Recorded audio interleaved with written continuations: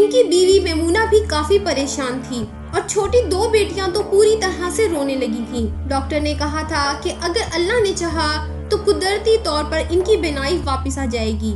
جو رگ دبی ہے اگر وہ ٹھیک ہوئی تو انہیں نظر آنے لگے گا، لیکن ہم کچھ نہیں کر سکتے۔ اور پھر بیٹی کا ہاتھ پکڑ کر مراد صاحب اسے گھر لے آئے تھے۔ انہیں بیٹی سے لاکھ شکوے سہی، لیکن وہ باپ تھے، اتنی بڑی تکلیف پر بیٹی کو اکیلا نہیں چھوڑ سکتے تھے۔ ان کی بیٹی بھی اپنے اندھے ہو جانے پر نہ صرف پریشان تھی بلکہ باپ کا ہاتھ پکڑ کر زاروں قطار رو رہی تھی۔ کچھ دیر پہلے والے اس کے جملے اسے یاد آ رہے تھے۔ بیٹی نے مراد صاحب سے معافی مانگ لی تھی۔ چھوٹی بیٹیاں بھی نہ صرف خوف زدہ تھیں بلکہ اپنے باپ کے آگے شرمندہ تھیں۔ کہنے لگی، ابا ہمیں معاف کر دے، ہمیں ہمارے کیے کی سزا مل رہی ہے۔ نہ کبھی ہم نے اذانوں کا احترام کیا، نہ آپ کی بات کا مان رکھا، اسی لیے یہ سب کچھ ہوا ہے۔